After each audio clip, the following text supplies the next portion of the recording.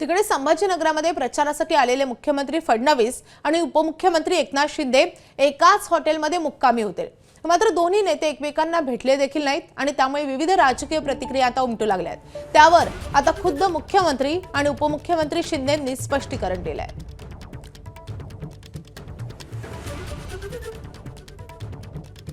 मी रात्री उशिरा आलो आणि मी त्यांच्यापेक्षा लवकर चाललो आहे, कारण मी माहिती घेतली त्यांची सभा माझ्या 1 तास नंतर आहे, त्यामुळे भेट झाली नाही। उद्या होईल, त्याला काय।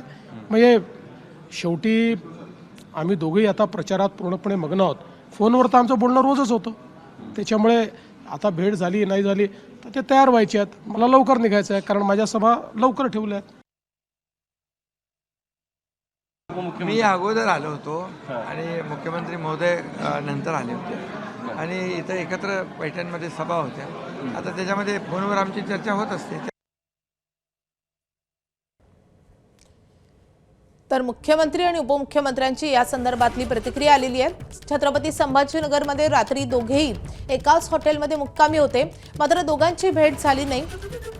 मराठवाड्यामध्ये दोघांच्याही सभा आहेत आणि त्याच पार्श्वभूमीवर या दोघांची भेट कशी झाली नाही, एकाच हॉटेलमध्ये थांबूनही दोघं का भेटले नाहीत, अशा चर्चांना उधाण आलंय।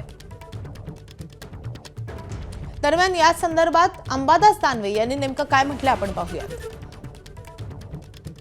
एकाच हॉटेलमध्ये एक खाली आणि एक वर, म्हणजे मजल्यावर, याचा अर्थ वेगळा नाही। एकमेकांशी भेट सुद्धा नाही। आता व्यस्तता असेल असं त्यांचं मत असू शकतं। सभाही एकाच ठिकाणी त्यांच्या आज होत आहेत, एकाच वेळेस होत आहेत। 5, 10, 15 मिनिटाचा फरक आहे फक्त।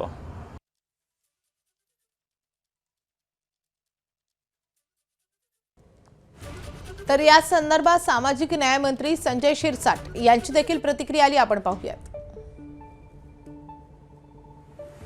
भारतीय जनता पार्टीचे नेते मुख्यमंत्री देवेंद्र फडणवीस साहेब असतील, एकनाथ शिंदे साहेब असतील, हे वेगवेगळ्या ठिकाणी आपल्या सभा धडाक्यात त्यांच्या सुरू आहेत। मग अशा वेळेला एकत्रित येणं याला आम्ही जास्त महत्त्व देत नाही। आता रात्री ते या हॉटेलमध्ये आले, 8-8 सभा 10-10 सभा हे नेते लोक घेतात आणि आल्याबरोबर थोडासा रेस्ट पाहिजे आणि आपण सकाळी भेटूया, अशा भावनेतून फक्त त्यांची भेट झालेली नाही।